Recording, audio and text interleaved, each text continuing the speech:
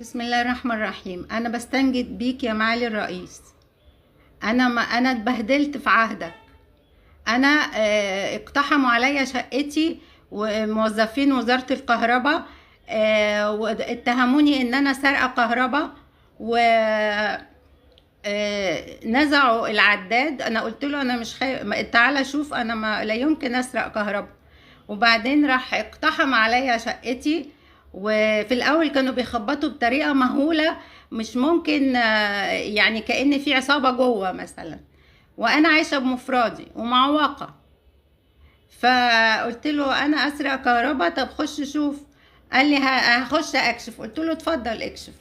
المهم المهم دخل بدل ما يكشف، وقلت له انا ما اقدرش. قال لي لازم نغير العداد. قلت له انا ما اقدرش على عداد الكارت، انا ما اقدرش عليه، انا ما طولوش اصلا، انا طول العداد فوق جدا، وانا بكرسي متحرك، اعمل ايه؟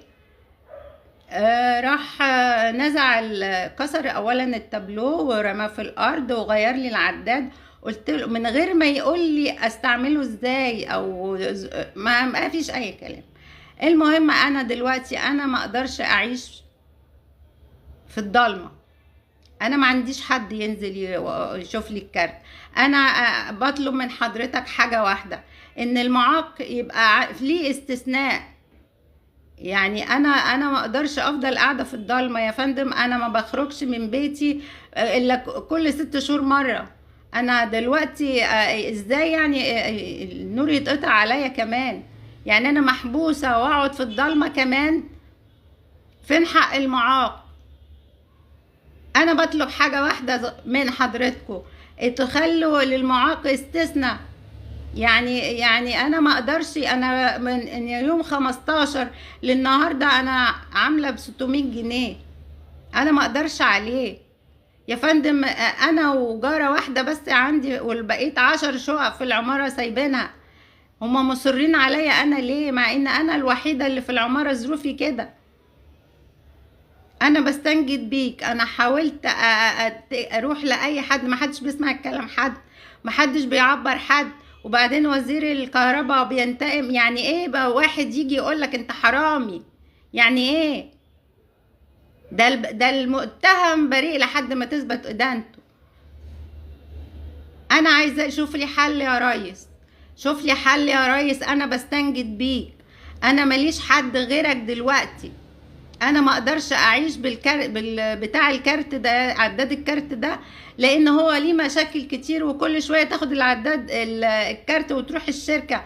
انا ما انزلش من بيتي، انا اروح لمين؟ انا ما فيش قدامي غيرك يا ريس، شوف لي حل. انا ما اقدرش اعيش مع الكارت مع العداد ده ابدا، لازم تشوف لي حل. انا ما اقدرش اقعد في الضلمه. أرجوك يا فندم، خلي وزير الكهرباء يحس بالناس شوية. عمال يعمل العداد ده خراب بيوت، مستعجل. طول عمرنا عايشين بالعداد العادي، ما اللي يسرق كهرباء اقطعوا رقبته. أنا مالي؟ بتحملوني بتحملوني يعني بتعاقبوني على حاجة أنا ما عملتهاش ليه؟